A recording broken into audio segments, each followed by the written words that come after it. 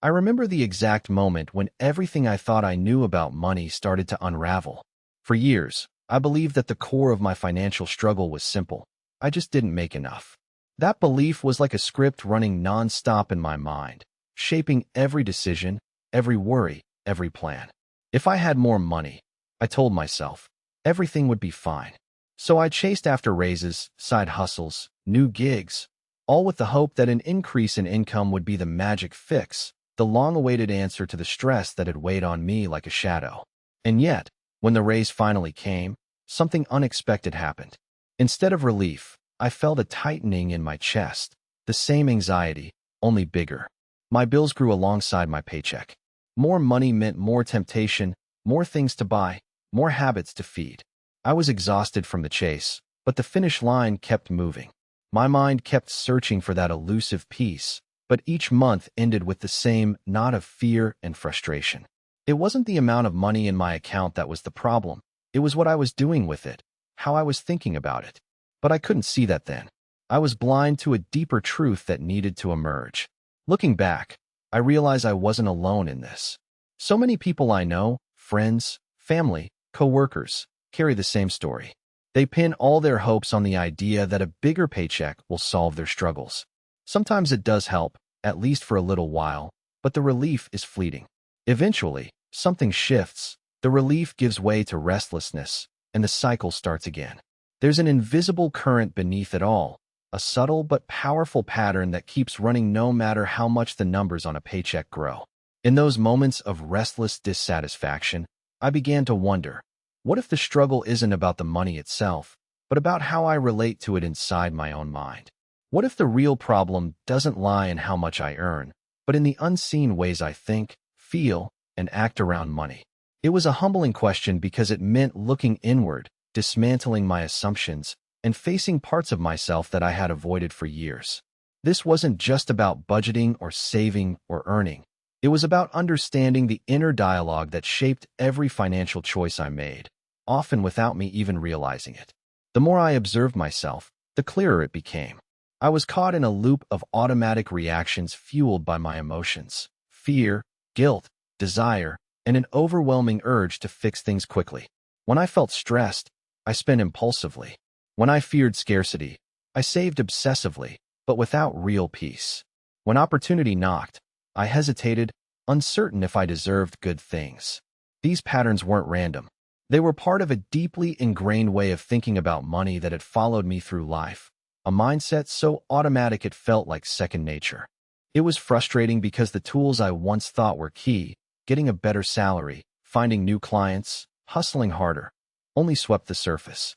They addressed what I could see, the balance in the bank, the income coming through the door. But they never touched what I couldn't see, the mental maze I navigated every day when it came to my finances. That invisible landscape, filled with emotional baggage and unconscious beliefs, was the real battlefield I needed to face. This realization felt like a turning point. Suddenly, the path forward was no longer about chasing more money. It was about changing how I thought about money, about shifting my inner story, my habits, my self-image, about becoming someone who didn't feel controlled or overwhelmed by finances, but who could approach money with clarity, calm, and confidence. The idea of thinking better about money wasn't just a catchy phrase. It became a lifeline, a new way of imagining what financial freedom could really mean. So here's where we begin, not with income or investments or budgets, but with the quiet, powerful process of reflecting on why we believe what we do about money. It won't always be comfortable.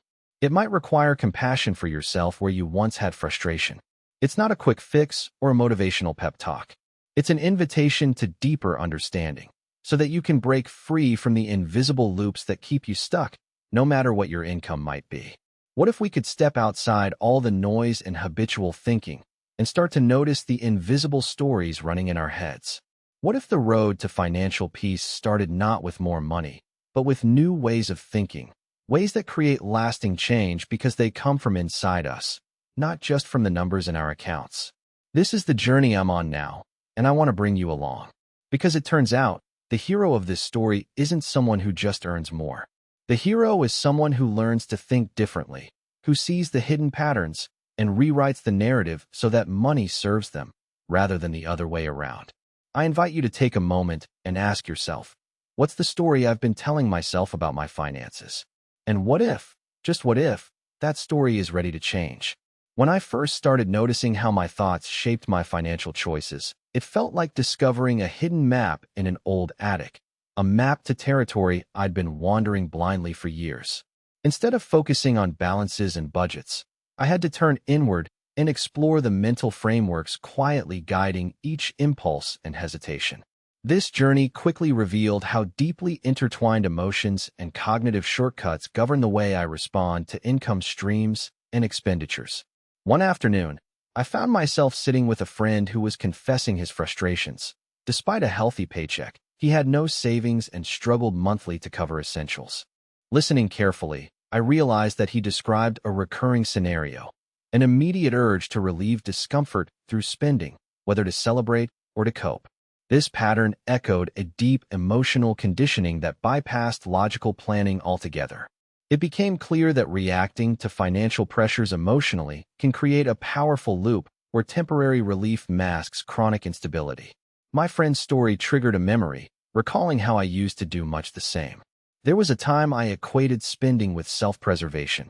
If I didn't treat myself now, I wouldn't survive the weight of ongoing stress. That internal dialogue was incredibly convincing enough to overshadow rational decisions or long-term goals. I started seeing impulsivity not as a lack of willpower, but as a survival mechanism, wired into my brain to manage uncertainty and discomfort quickly. On another occasion, I noticed how feelings of inadequacy could silently sabotage plans. It surprised me realizing how often I would freeze or procrastinate when faced with tasks like saving or investing. Not because the ideas were complicated, but because my inner critic whispered that I wasn't smart or disciplined enough to follow through. This internal commentary fostered a fear of failure that paralyzed action before it even began. When I understood that this cognitive barrier stemmed less from capability and more from identity wounds accumulated over time, I recognized a new avenue for healing: rewiring self-talk. There was a crucial awakening one evening during a quiet moment alone. I recognized how some of my financial decisions were automatic responses to psychological triggers linked to deeper life experiences. For example, stress at work would often nudge me toward retail therapy, momentarily lifting mood, but leaving me in a worse position afterward. Recognizing this pattern gave me power. Suddenly, I could pause and question if I was truly making choices from conscious awareness or reacting out of a knee-jerk emotional reflex.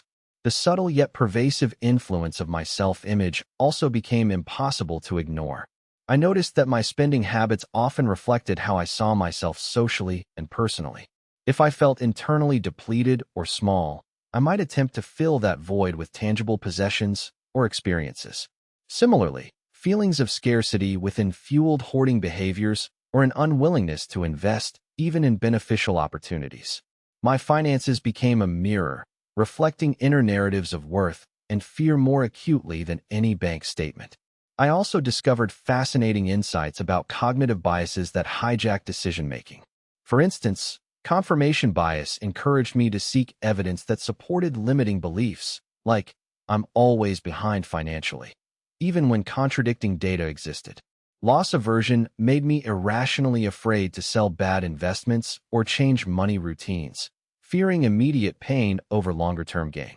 These biases pulled me away from rational strategies and into emotional traps, shaping behaviors that felt beyond my control. At one point, I began keeping a journal, capturing not just numbers but the feelings swirling around each transaction. Writing entries such as, "I felt anxious before buying this," or "saving this amount made me feel proud," illuminated emotional patterns beneath financial actions. This exercise turned into a kind of mirror, revealing automatic thoughts and feelings I hadn't noticed in the rush of daily life. By regularly revisiting these entries, I grew more skilled at spotting triggers and choosing responses intentionally rather than reactively. Another profound shift occurred when I recognized how societal messages shaped my financial mindset. Growing up, many of the voices around me linked success primarily to income size, achievement, and appearance. These external narratives shaped an elusive standard I was constantly striving to meet, which led me to equate self-worth with outward markers rather than inner stability. This awareness unraveled the pressure that had fueled unhealthy decisions and allowed space for defining success on my own terms, rooted in sustainable habits and emotional balance. As I delved deeper, I encountered moments where my inner world and external circumstances clashed, like when opportunity presented itself, but fear whispered, "You'll mess this up."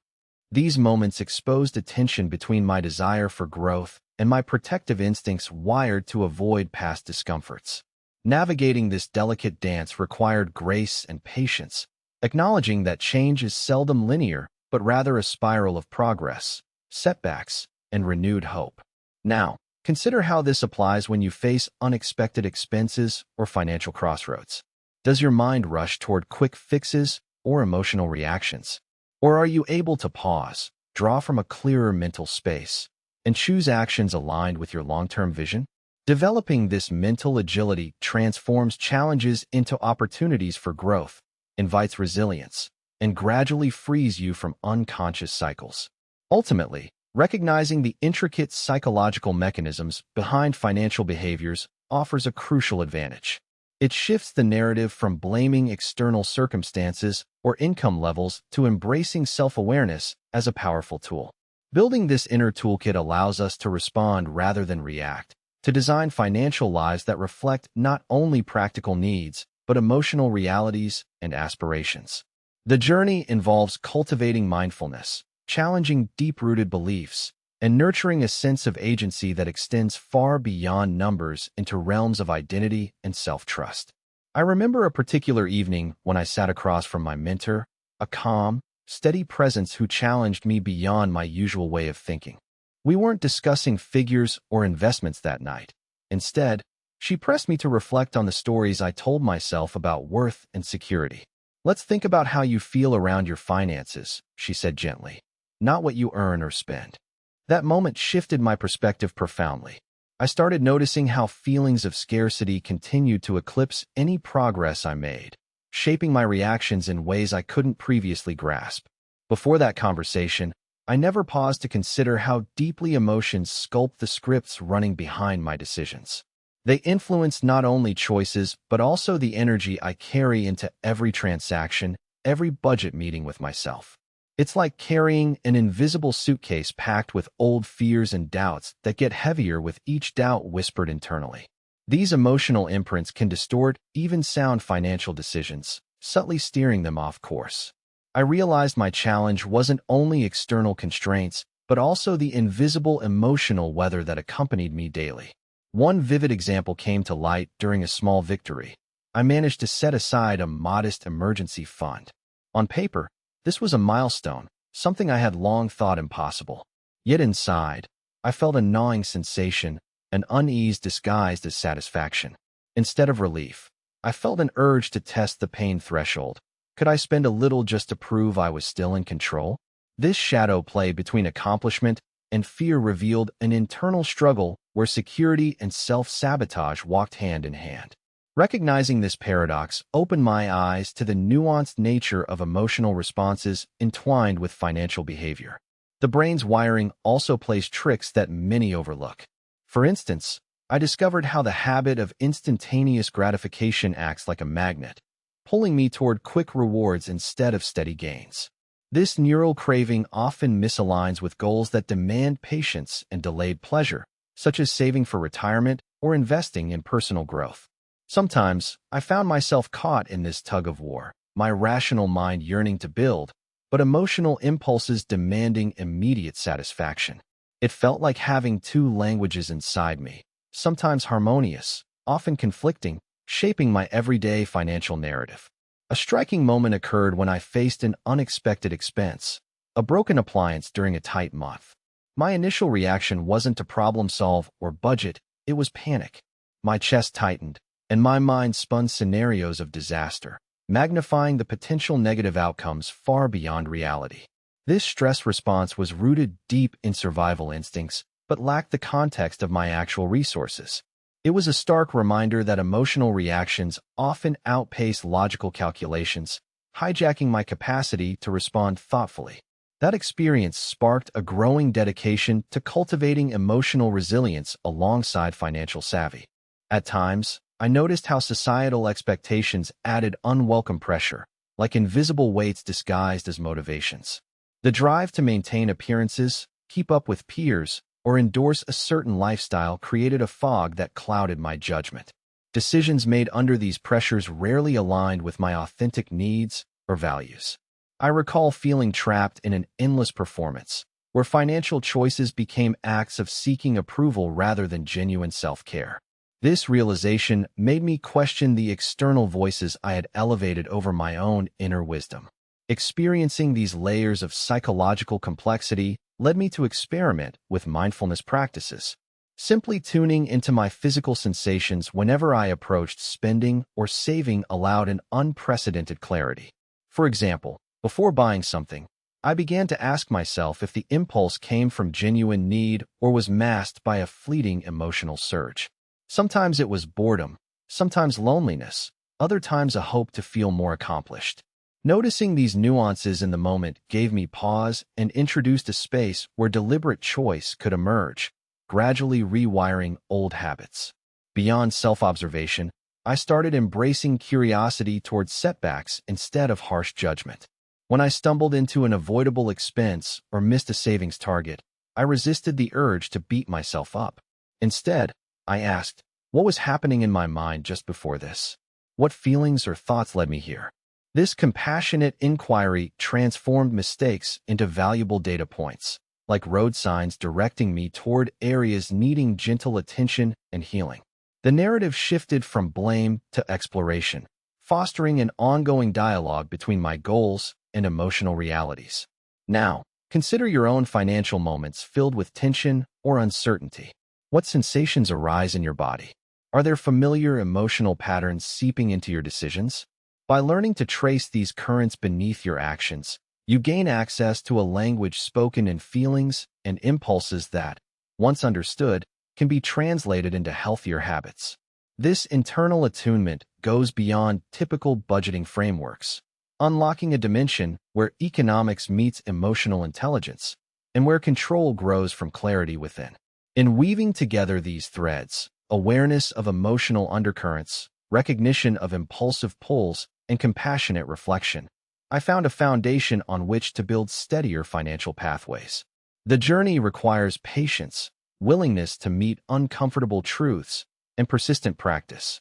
Yet, with each small step in this direction, the grip of old patterns loosens, revealing a landscape where money no longer feels like an adversary but a fluid resource, responsive to a grounded and conscious mind.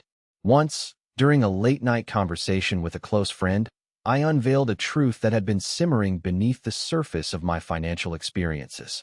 She described a peculiar catch, 22. Despite meticulously tracking her expenses and sticking to a strict budget, she was perpetually anxious and uneasy. Her life revolved around spreadsheets and careful calculations, yet relaxation remained elusive. This paradox intrigued me deeply. Why did all her efforts at control fail to bring peace?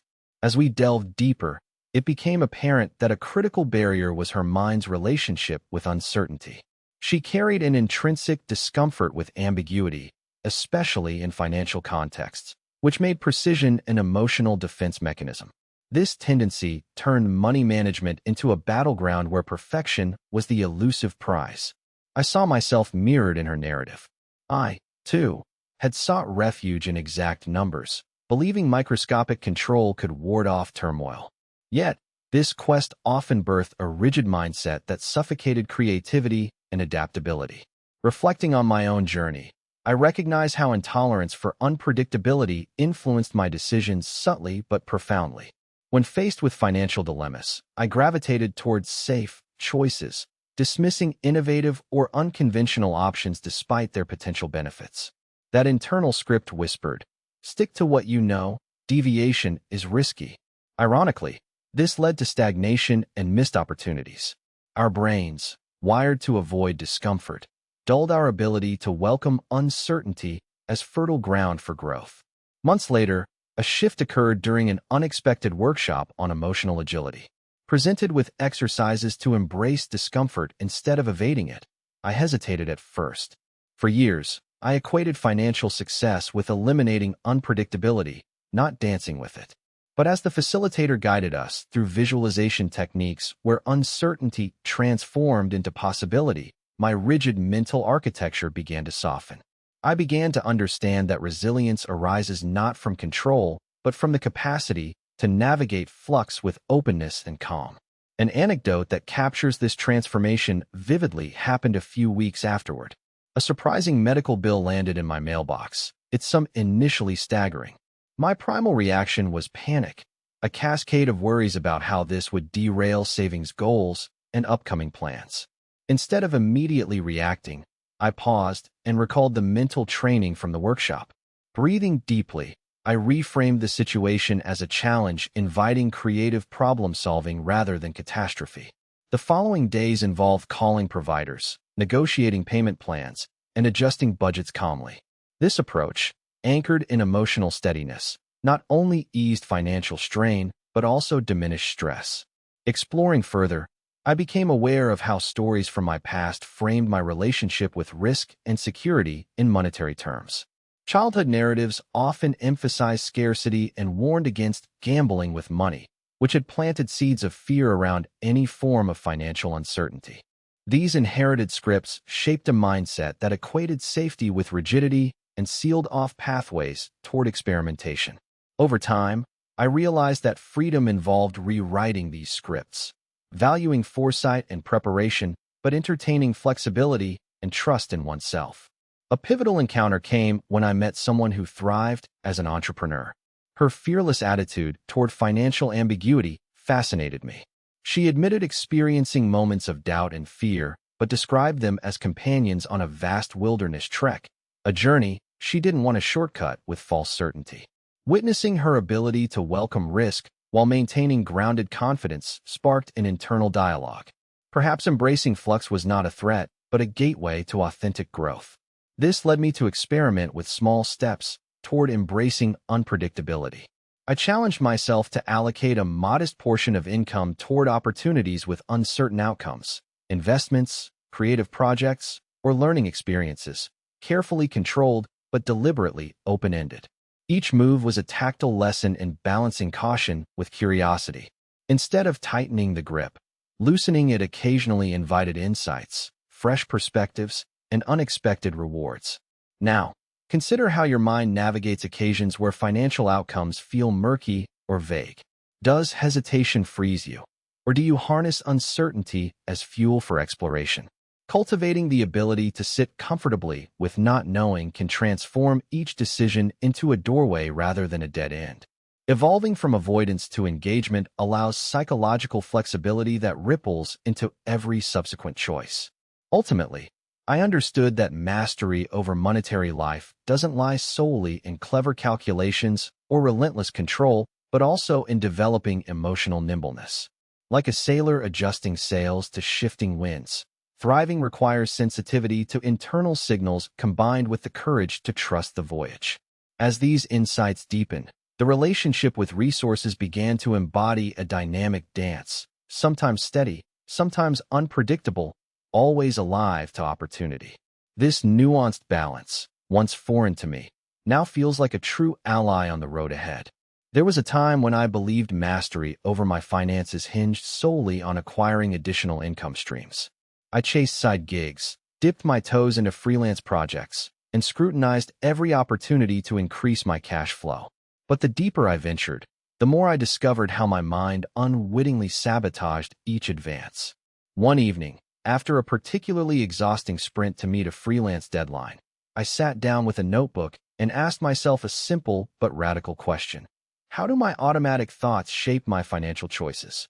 Unlocking this question revealed layers I had never mapped.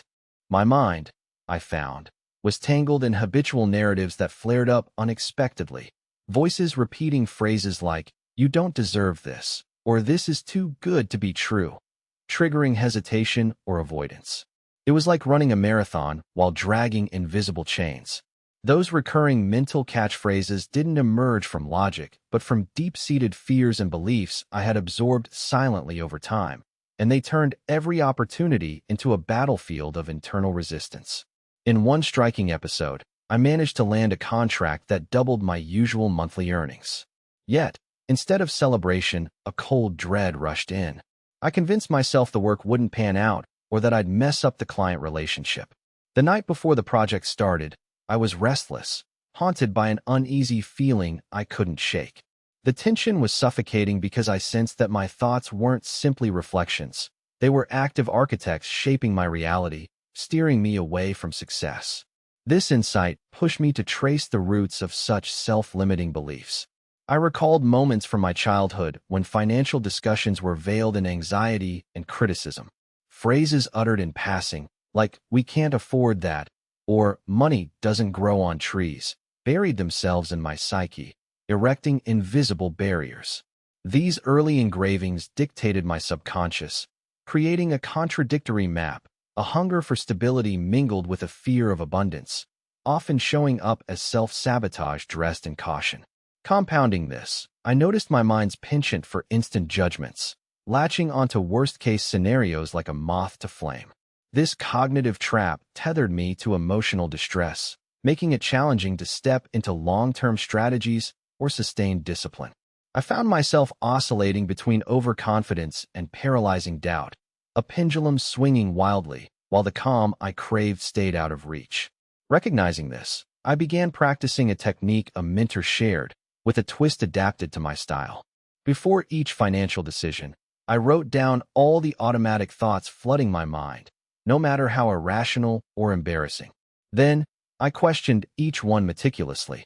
Are these assumptions facts or fears? What evidence supports or contradicts them? This act of externalizing internal chatter gave me perspective, stripping away much of its power.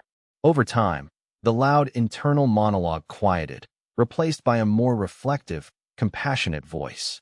Another breakthrough surfaced unexpectedly during a casual conversation at a cafe. Sharing my revelations with a friend, she described how she reframed her relationship with financial uncertainty as a sort of adventure, a puzzle to solve rather than a distressful problem. Her metaphor of navigating rivers with shifting currents resonated deeply. Suddenly, I envisioned my internal landscape as a dynamic terrain, not a fixed battleground but a space with ebbs and flows I could learn to read and adapt to. I began seeing my financial emotions as messages rather than enemies. When anxiety crept up, instead of suppressing it blindly, I tried to explore what it was telling me. Was I fearing loss or resisting change? This subtle shift from confrontation to curiosity transformed moments of tension into opportunities for insight. I learned to sit with discomfort, to allow it a temporary place without letting it dictate my actions. Now, picture a moment when an unexpected expense arrives or a financial choice feels overwhelming. What do your first thoughts say? Could those initial impulses be echoes of unseen narratives? Imagine turning that mental tide, choosing to listen with an open mind rather than reacting swiftly. This change of posture can feel like stepping into a new rhythm, where decisions align with purpose and calm instead of reflex and stress. Through these experiments, I realized that untangling mental habits requires both patience and bravery. It's a process of gently peeling back layers of inherited fears and internal dialogues, each one a thread leading back to old stories no longer useful. Replacing them is less about instant breakthroughs and more about consistent, deliberate rewiring. Each time I catch myself in an automatic loop, I give myself a moment of kindness and inquiry, fostering an internal climate fertile for growth. In this way, I am learning that the mind's power to shape realities is immense, but it can sense only when invited with awareness and care. Cultivating this conscious relationship with my inner world has allowed me to reimagine financial challenges not as enemies to defeat, but as guides showing where transformation is possible. The path is winding and intricate, but each step forward feels like reclaiming a piece of freedom that once seemed out of reach. I remember an afternoon when the weight of unresolved financial tension settled so heavily on my chest that I could hardly breathe. It wasn't sparked by a lack of funds or bills piling up. Paradoxically, I had recently received a boost in earnings. Yet the unease lingered, a subtle but persistent ache that whispered I was still trapped, still beholden to invisible forces beyond simple numbers. Sitting by a rain-speckled window, I realized this agitation wasn't triggered by a shortage, but by a fracture deep within my own sense of self. It dawned on me that the heart of financial peace runs upstream of dollars and cents. It flows through the identity I embody when I sit with my choices.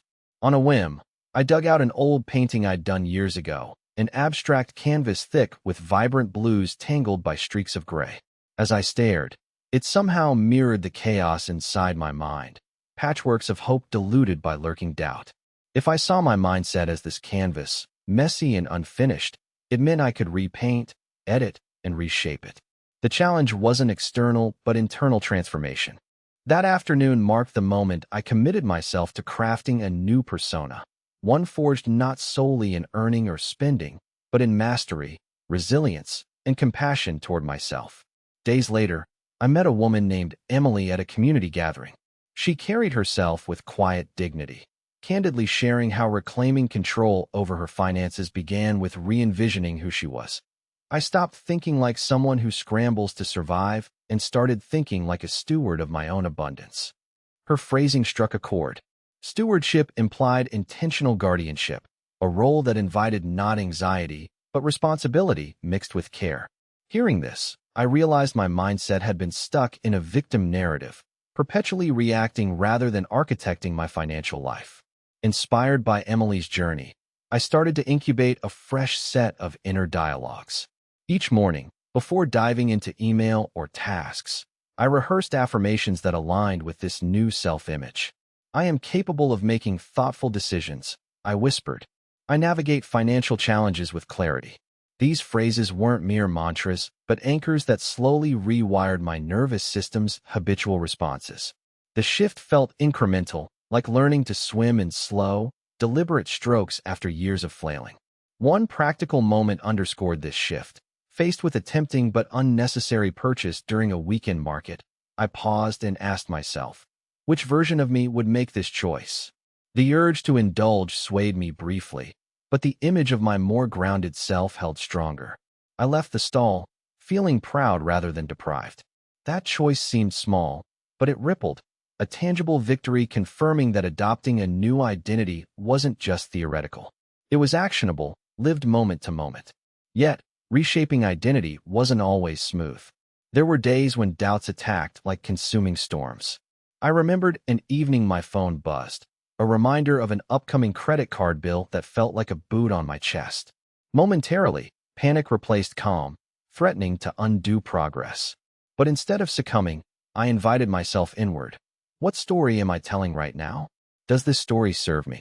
Recognizing the tale was old and worn out, I rewrote it silently. Challenges are hurdles I can clear. I am building safety with each step. That deliberate exercise dismantled the storm's grip, reaffirming that identity is as much about courage in moments of vulnerability as it is about steady strides. Exploring these inner narratives further, I uncovered how societal archetypes had invaded my psyche. Cultural ideals praising relentless hustle or equating success strictly with acquisition had clipped my wings. I realized embracing a new financial self involved disentangling from these external prescriptions and authoring my own scripts. This process was akin to reclaiming an intimate part of myself long ceded to collective expectations. Letting go of should and must freed space for authentic values like balance, contentment, and intentionality. One afternoon, reflecting on this internal evolution, I wrote a letter to my future self, a vivid imagining of the version of me who had truly mastered these mental landscapes. I described the calm confidence that would greet each financial decision, the sense of peace radiating from knowing worth was intrinsic, not tied to transient successes or failures.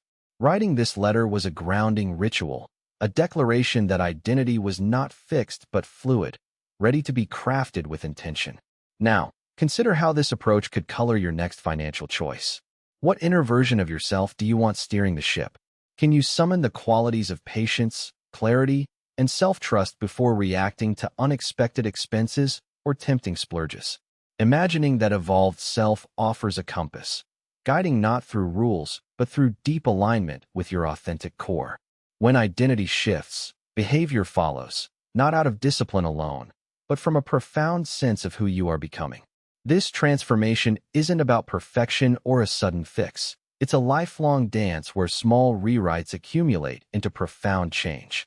Painting new brushstrokes over old narratives, anchoring words in daily rituals, and honoring waves of doubt with gentle resolve weave together a tapestry of sustainable empowerment. As this evolving self takes root, money ceases to be a source of unrest and instead becomes a mirror reflecting the growth, wisdom, and grace cultivated within. There was a particular afternoon etched in my memory when I found myself standing at a crossroads, literally and figuratively. I had just received a modest windfall, an unexpected bonus sent by an old client, a gesture that should have sparked celebration. Instead, I grappled with an unshakable unease that tugged at my chest. The temptation to immediately funnel that sum into day-to-day expenses was strong, yet a whisper inside urged me to pause. I realized then that this inner dialogue was less about numbers and more about a voice chronicling my worthiness to claim abundance openly and without hesitation. This moment brought me face to face with my ingrained narratives around entitlement and self-value. Delving deeper, I uncovered that beneath financial behaviors lies a labyrinth of internal dialogues anchoring my actions to years of avoidance and subconscious judgment. These dialogues puppeteer my impulses, sometimes blocking generosity, sometimes inciting reckless consumption. During this revelation, I recalled a conversation with an old friend who confided, "I feel like I'm always withholding from others and from myself." Her words resonated, illuminating a pervasive thread of scarcity-driven withholding that complicates even the simplest transactions. I recognize that these patterns aren't solely personal but inherited, often passed down in coded messages cloaked as warnings or well-meaning advice. Phrases like "save for a rainy day" or "money doesn't grow on trees" carry more than practical guidance. They embed a cautious worldview, positioning finances as a battleground for survival rather than a tool for growth.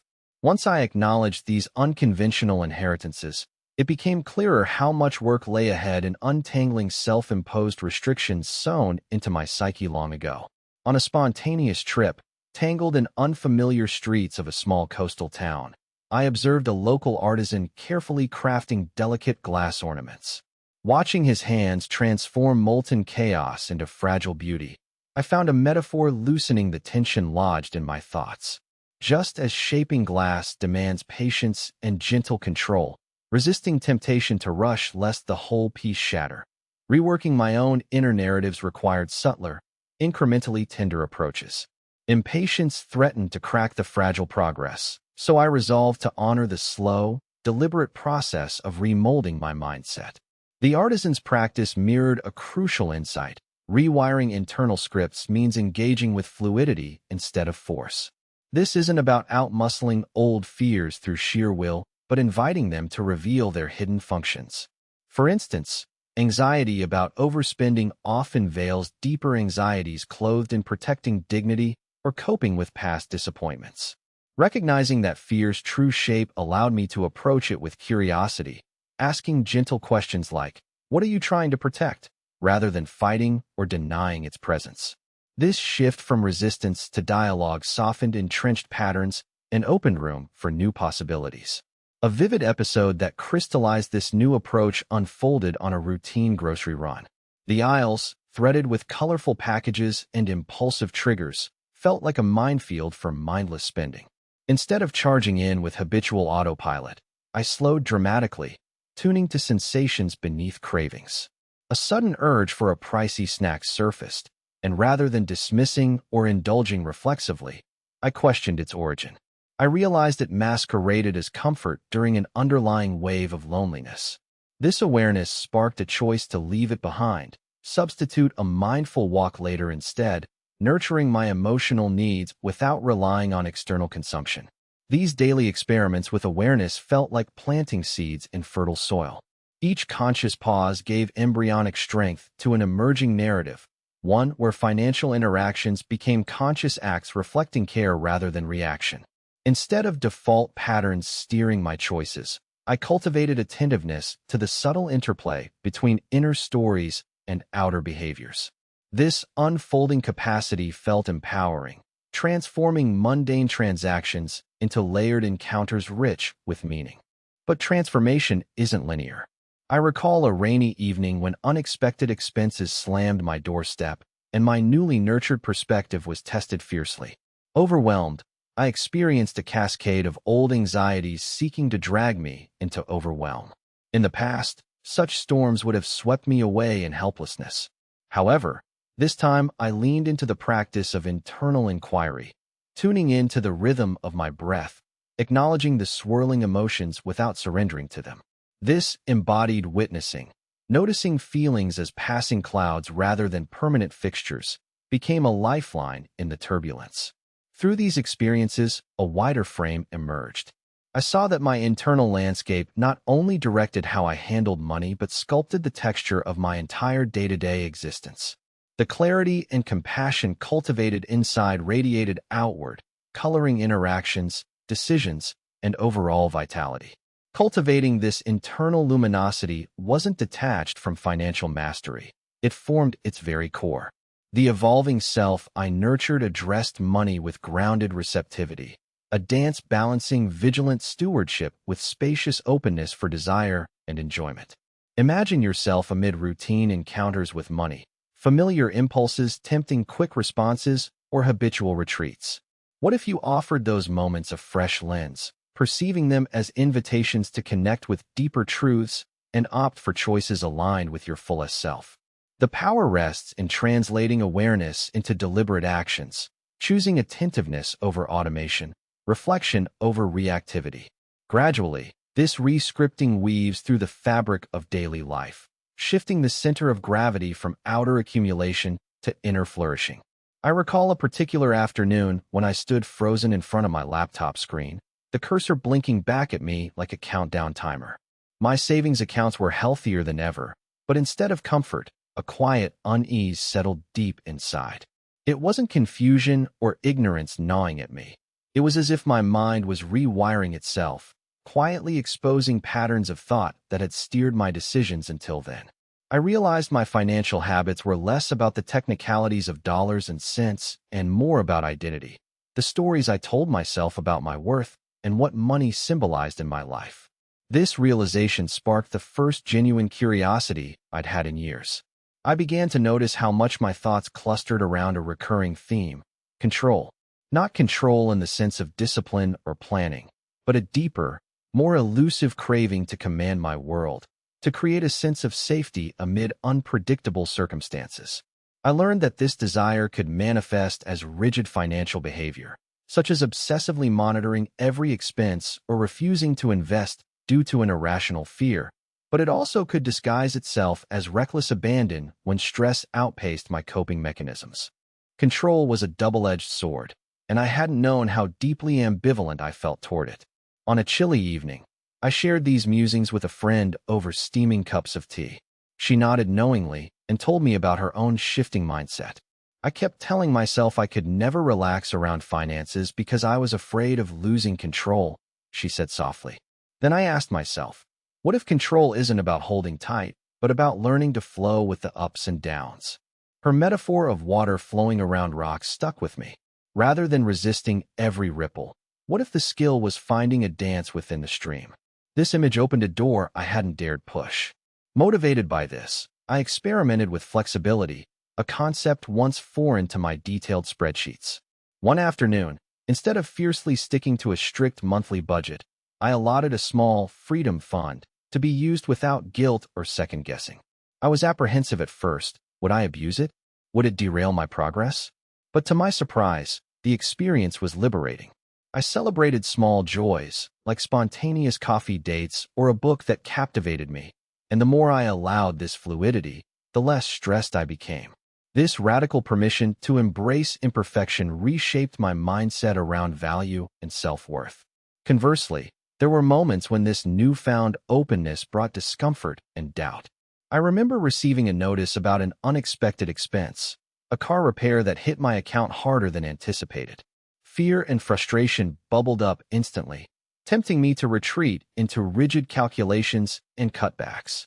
Instead, I caught myself leaning into that stream, acknowledging the setback without panic, accepting the temporary upheaval. I reminded myself that resilience is not about maintaining the illusion of eternal stability, but adapting with grace. Treating the situation as a challenge to navigate, not a disaster to avoid, helped me regain balance quicker than ever before. This evolving mentality also revealed how much my self-image intertwined with financial behavior. I discovered a secret pattern. My spending often mirrored the version of myself I felt compelled to present. In moments when I felt confident and grounded, my purchases reflected intentionality and care. Yet during times of self-doubt, I sought distractions and impulsive buys, things that briefly filled a void or projected a sense of status I lacked internally. Recognizing this connection illuminated a powerful path forward. Nurturing inner confidence could directly reduce financial turbulence. Around this time, I stumbled into a community workshop about mindset transformation. The facilitators shared striking stories about how reframing internal dialogue could profoundly shift one's approach to resources. One participant recalled fearing success as much as failure, haunted by questions like, will I change? Will I lose myself? Hearing this, I understood that financial identity was not a fixed badge, but a living narrative, a script that could be edited as consciously as any spending plan. I began journaling, documenting not only transactions, but emotions and thoughts swirling around them. Pages brimmed with reflections like, what story did I tell myself before clicking buy? Or, how did I welcome uncertainty when unexpected finances appeared? These inquiries became anchors in turbulent times, equipping me to decouple haste from insight and impulse from authenticity. Through this ongoing practice, I sensed growth weaving quietly beneath the surface, a slow, steady integration of mind and heart. Now, consider your own financial moments tinged with tension or excitement. When a purchase tempts you or a bill catches you off guard, what voices rise within? Do they echo old fears, or might they whisper new possibilities? By turning inward and asking such questions, you begin crafting a nuanced identity around prosperity, one that holds space for imperfection, curiosity, and ultimately a profound sense of agency. This is where true mastery unfolds, beyond numbers, rules, or rigid control, into an ever-evolving dance with your resources and self. As I tread deeper into this intricate landscape, I find myself standing at an elegant intersection where countless threads, once tangled and chaotic, begin to weave into a more intricate, cohesive pattern. The sensations that echo within me are neither triumph nor defeat. They are more like an awakening, a subtle pulse beneath the surface that signals the dawn of something both fragile and formidable. It's as if I am tracing the faint outline of a vast tapestry stretched out before me, the finer details still emerging, begging to be touched and understood without haste or presumption. There is a curious tension in this moment, the kind that whispers of potential held in delicate balance. The terrain beneath my feet is neither barren nor lush, but fertile with unsettled questions and uncharted possibilities. My mind dances between comfort and challenge, inviting me to linger in the space where certainty dissolves and exploration takes root. This is not a place of clear answers, but a threshold, a gentle turning, an invitation to surrender old frameworks while embracing the unfamiliar contours of growth. In these quiet spaces, I am discovering that the narratives shaping our choices do not simply vanish once illuminated. Instead, they shift in tone and texture, revealing hidden motives and nuanced layers. There is a kind of internal choreography unfolding, one where each step reorients the landscape, subtly altering the rhythm and flow. What seemed like fixed patterns reveal themselves as more malleable than I ever imagined, bending under the weight of observation and intention. This unfolding invites a profound curiosity, a willingness to meet discomfort with kindness and patience. I imagine us seated together at a dimly lit table, sharing fragmented stories and tentative revelations, as if piecing together a midnight puzzle. The air hums with quiet understanding, punctuated by moments when words fail and the space fills with unspoken knowing. There is an energy here that bridges skepticism and hope, forming a tenuous thread binding present challenges to the promise of transformation. In that shared pulse, I sensed the stirrings of a new compass, calibrated not by external benchmarks, but by an inner attunement that resonates deeply. This journey has revealed that the internal landscape we navigate is both vast and intimate, echoing with memories, desires, and fears that ripple outward into every corner of our experience. Yet beneath the complexity lies a quiet invitation to cultivate presence within the flux, to meet each thought and emotion not as adversaries, but as guides lighting the path forward. The vantage point I reach now is less an arrival than a vantage from which I glimpse the horizon's subtle shifts, an opening in the clouds where light begins to tease the edges of understanding. As I breathe into this shifting awareness, a quiet conviction settles across my being. It hums with the resonance of countless moments woven together, a continuous thread of small awakenings and intentional shifts that, cumulatively, beckon toward a profound realignment. I feel myself poised before a gateway whose threshold once eluded me, a place where identity and action might finally sync with greater harmony. This space is textured with both vulnerability and strength, a testament to the messy beauty of transformation unfolding in real time. There is an invisible hand guiding me through, unhurried yet steady, like a steady current beneath a river's surface, powerful though unseen. I sense that beneath the surface turbulence, the water itself moves with purpose, carving new paths beneath rocks and debris, composing channels that lead toward clearer waters. In this metaphor, my journey resembles the river's patient work, eroding old sediments, creating room for fresh life, even as the horizon remains distant and inviting. By inviting you into this shared space of reflection, I hope you feel that same gentle current stirring within you. The footsteps we take together, from shadows toward light, aren't merely practical maneuvers, but sacred gestures of transformation. It is here, within the margins of hesitation and resolve, that we cross the threshold from confusion into clarity, from fragmentation into wholeness. This delicate alchemy of mind and heart expanding in concert, forms the silent prelude to what is yet to come. As I stand here, reflecting on the winding path that's brought me to this point, I realize the journey is less about numbers stacked in an account or paychecks received, and far more about the landscapes I've traveled within myself. It's as though every twist and turn of income growth, anxiety, impulsiveness, and hesitation has been a secret map leading me deeper into unexplored emotional terrain. I've come to understand that financial freedom isn't merely a destination marked by figures. It's an internal revolution, a subtle shift in the architecture of thought and feeling that underpins how I move through the world beyond the ledger. One evening, as I gazed out into the twilight sky streaked with delicate hues of purple and gold, a thought surfaced. Perhaps the true treasure doesn't lie in chasing more, but in cultivating a quieter mastery of my inner echoes. Each breath became a reminder that the richest wealth might not be minted in currency, but forged in the clarity of purpose and the calm with which I engage with challenges. In that moment, the relentless pressure I'd carried began to dissolve, replaced by a steady, gentle confidence blooming beneath uncertainty. It's strange to admit, but my truest victory emerged from embracing fragility, the willingness to acknowledge my vulnerabilities, the shadows cast by deep-rooted fears, and the habitual cravings for immediate relief. By bravely facing these currents instead of circumventing them, I engaged in a dialogue inside myself, a tender negotiation between old patterns and emerging awareness.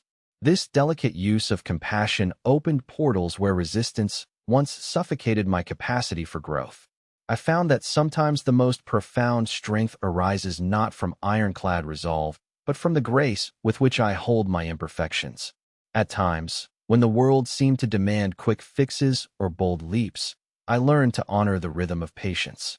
There were evenings when anxiety's gripping hand clutched fiercely, yet I chose to settle into stillness, allowing nebulous feelings to unfold naturally. In sitting with these moments, clarity often emerged not as thunderous revelation, but as a whisper, soft and persistent, guiding me toward choices aligned with a deeper wisdom residing beneath surface restlessness. This subtle voice carried me through storms, reminding me that the journey's true power lies in steady navigation rather than spectacular leaps. I am often reminded that transformation is a mosaic of countless small acts. The gentle recentering during moments of doubt, the conscious pause before action, the kind glance inward instead of harsh judgment. These seemingly minute shifts have created an undercurrent of resilience, an internal choreography, harmonizing thought and emotion with intention. The way forward is crafted not by meteoric change, but by countless tender turns of awareness, linking moments of choice into a tapestry woven at the pace of becoming. I recall a conversation with someone walking a parallel path. She shared how she learned to invite uncertainty as a companion rather than an adversary. When I stopped resisting discomfort, she said softly, I discovered new textures of freedom. Her words linger in me, a gentle hymn reminding me that mastery isn't about eliminating struggle, but learning to move through it, sometimes fluid, sometimes grounded, with presence. This awareness has shifted how I perceive my own challenges, transforming obstacles into invitations for creative engagement instead of threats to stability. The subtle dance of yielding and steering has become a metaphor for building a life where finances serve as a tool for expression, safety, and growth, rather than a source of endless tension. In embracing this unfolding story, I invite us both to reflect on how deeply identity and action intertwine, crafting patterns that ripple outward beyond ledgers and budgets into the very essence of our confidence and peace. The clarity born of compassionate inquiry releases us from invisible chains, setting the stage for a life where intention mediates impulse and thoughtful presence dissolves anxiety.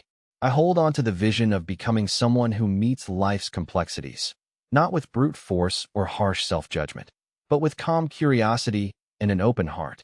This vision is alive in the choices I make each day, modest as they may seem, reminding me that abundance begins in the quiet spaces where thought ripens into insight and feeling transforms into empowerment. It is here, within this evolving harmony of mind and emotion, that true change takes root, growing into a future that shines with possibility and self-trust. So, when you feel the familiar stirrings of doubt or urgency, I encourage you to pause and breathe into the space between impulse and response. There lies a window, small, often overlooked, where a new story might quietly begin. We don't need to rewrite everything at once. We can sculpt this narrative moment by moment, gently replacing old patterns with choices that reflect our truest values and aspirations. In doing so, we reclaim the narrative, crafting an inner world where peace, clarity, and abundance flow naturally into the life we've always yearned to live.